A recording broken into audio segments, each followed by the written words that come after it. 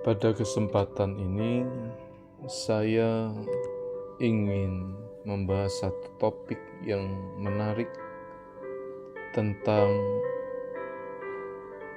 anak yang terhilang.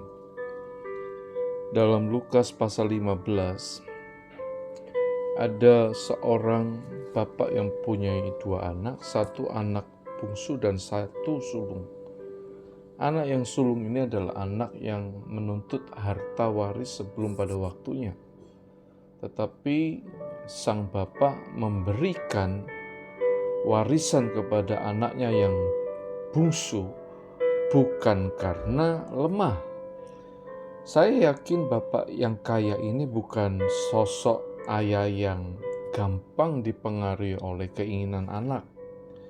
Namun saya percaya bapak ini sudah memperhitungkan bagaimana cara dia mendidik anak yang bungsu ini, yang cenderung ingin bebas, cenderung ingin berfoya-foya, lari dari tanggung jawab hidup. Nah, sebagai seorang bapak, dia coba memikirkan cara yang terbaik untuk mendidik anaknya yang bungsu ini. Alkitab mencatat, lalu anak itu pergi jauh meninggalkan rumah bapaknya, dan dia pergi menghamburkan uangnya, berfoya-foya bersama teman-teman yang baru, teman-teman yang asing, teman-teman yang baru dikenalnya, sampai akhirnya dia kehabisan semua warisan yang dia miliki. Bahkan dikatakan ini anak hidup dengan teman-teman yang baru, yang bisa diartikan berteman dengan banyak wanita, dengan pelacur-pelacur. Sehingga datanglah kemiskinan, ditambah lagi situasi ekonomi saat itu adalah sangat sulit. Sehingga anak ini mau tidak mau, dia harus berpikir bagaimana caranya dia bertahan. Dan ayat mengatakan juga, Alkitab berkata bahwa anak itu kelaparan. Saking laparnya ini anak sampai dia harus bekerja ikut orang yang dulu dia anak seorang bos yang punya karyawan banyak. Sekarang dia harus memutuskan untuk bekerja ikut orang. Dan dia bekerja sebagai pekerja yang sangat hina, sangat rendah, yaitu menjaga ternak babi. Dia terpaksa, kenapa? Mungkin dia bukan seorang yang punya relasi di kota itu, di daerah itu, dan mungkin dia tidak punya skill. Karena dia masih sangat muda sehingga dia ditolak untuk cari pekerjaan, dan alhasil dia harus bekerja apa yang ada. Dia terpaksa kerja sebagai yang memberi makan babi-babi. Dan ayat Alkitab juga mengatakan karena dia lapar sekali, anak ini melihat makanan babi itu begitu nikmat. Saya berpikir kondisi anak ini betul-betul sangat kelaparan. Karena ayat Alkitab berkata tidak ada satu orang pun yang mau memberi dia makan. Ketika anak ini lapar, dia melihat makanan babi itu begitu nikmat. Sungguh ini satu gambaran yang jelas bahwa anak ini betul-betul sangat kelaparan. Dan tahukah saudara, makanan yang diberikan kepada babi itu adalah sisa-sisa buah yang tidak bisa dimakan orang lagi, diberikan kepada babi. Dan bagian yang diberikan kepada babi itu adalah bagian kulit dari buah itu. Sudah bagian kulit dari buah yang tidak bisa dimakan lagi, dinikmati oleh manusia, orang pada umumnya. Dikatakan itu ampasnya. Jadi kondisi makanan babi yang dimakan oleh anak bungsu ini adalah bukan hanya sisa-sisa makanan yang masih layak dimakan, tapi betul-betul ini sisa-sisa makanan yang sebetulnya tidak layak untuk dikonsumsi. Kondisi anak bungsu ini betul-betul sangat-sangat kelaparan, sehingga dia melihat makanan babi itu begitu sedap, begitu menarik.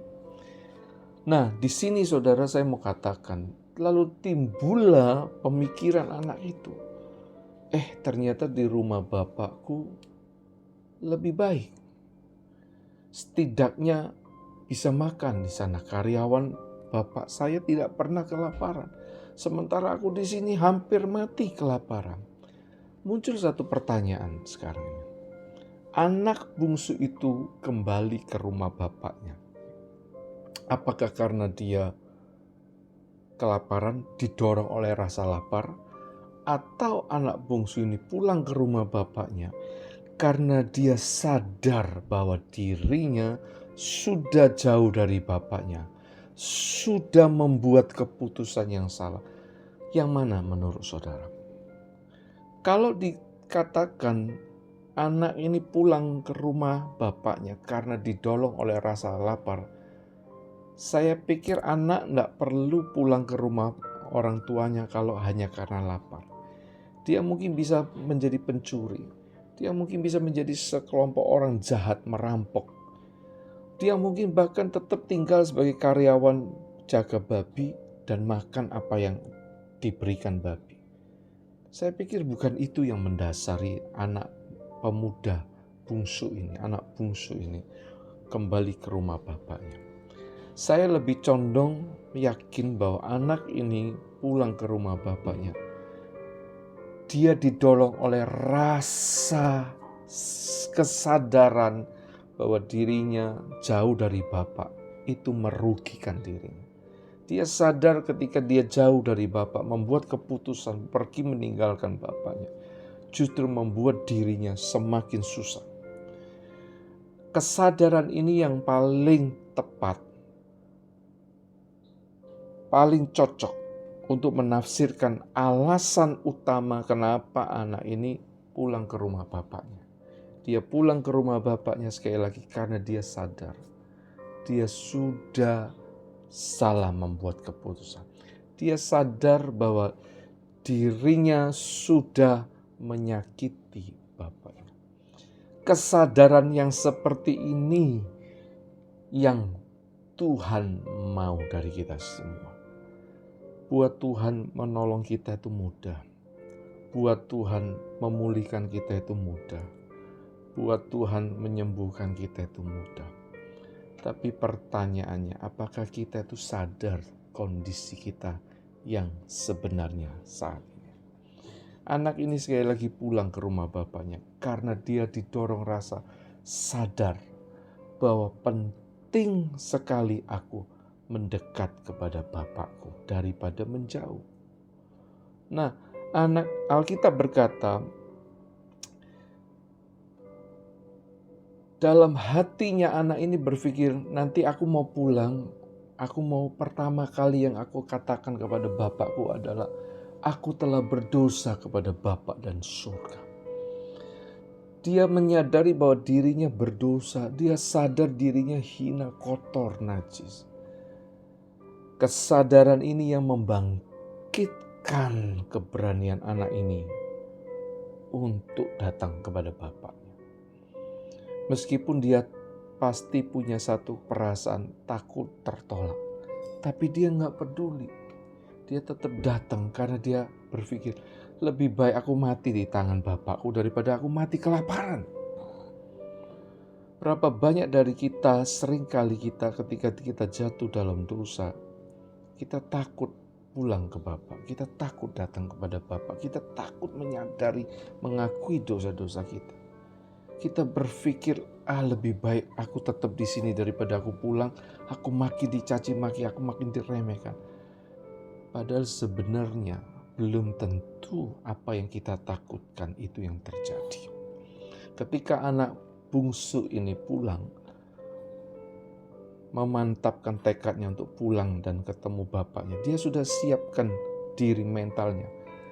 Kalau dia ketemu, hal pertama yang dia lakukan adalah dia mengakui kesalahannya. Dia siap merendahkan diri sampai dia berkata, Bapa, aku sudah menyusahkan engkau sebagai anak. terimalah aku sebagai pekerjamu, karyawanmu, bawahanmu. Gak apa-apa Pak, pokoknya saya diterima. Saudara, ini satu sikap hati yang penuh kerendahan hati. Banyak kali orang sudah banyak mengalami kegagalan dalam hidup. Datang kepada Tuhan masih sombong, merasa dirinya baik, merasa punya alasan untuk membela diri.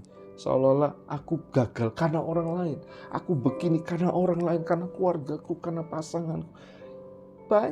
Masih banyak orang dalam kondisi yang sudah terpuruk masih bisa menyalahkan orang lain, bahkan menyalahkan Tuhan. Tetapi si bungsu ini tidak begitu, saudara. Dia datang ke rumah bapaknya pulang. Dia tidak mengharapkan lebih. Dia tidak datang dengan kesombong, aku anak, tolong terima aku. Tidak. Dia datang dengan kerendahan hati. Tuhan, Bapak, kalau boleh terima aku sebagai pekerja. Apa yang terjadi, saudara?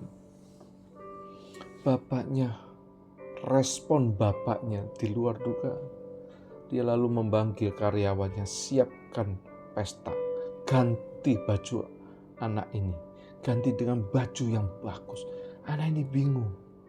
Saudara mungkin berpikir, oh bapaknya ini sangat cinta anak lalu memanjakan anak. Tidak.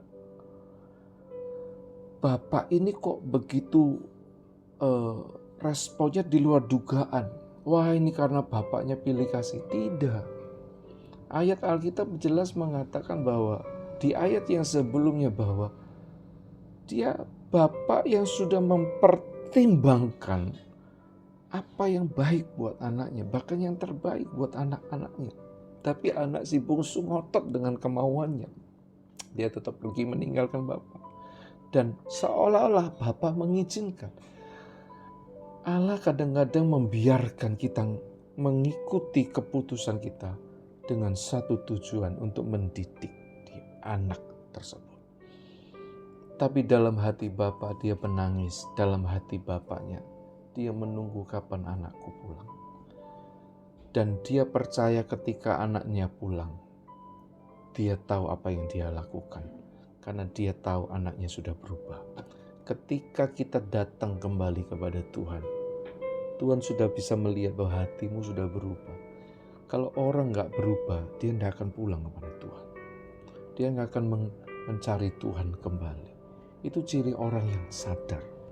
Dan kesadaran itu penting sebelum seseorang itu bertobat dan diubahkan dan dipulihkan.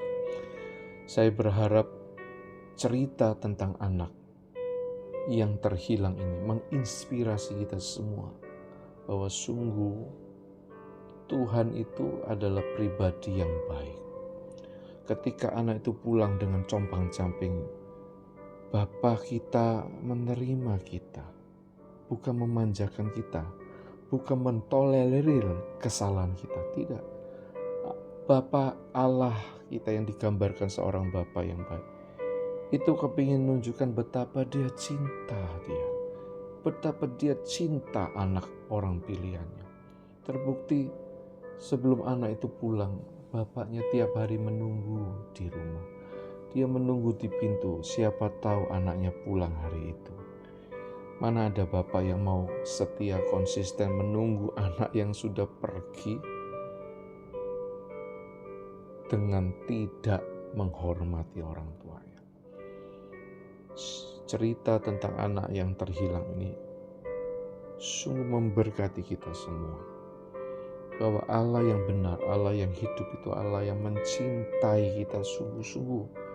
Respon cintanya di luar dugaan kita. Dan saya berharap kita semua diberkati oleh kasih Tuhan pada saat ini. Tuhan sungguh mencintai orang yang gagal. Tuhan sungguh mencintai engkau yang sedang merasa gagal dan sudah gagal. Tuhan sungguh sedang menunggu kalian yang gagal. Dia menunggu, dia pasti memberikan respon yang baik. Tuhan memberkati.